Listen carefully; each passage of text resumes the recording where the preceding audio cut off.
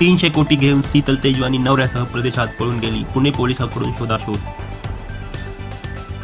Koregaon park येथील तब्बल 40 acre भूखंड प्रकरणावरून सध्या राज्यातील राजकारणात मोठी खळबळ उडाली आहे.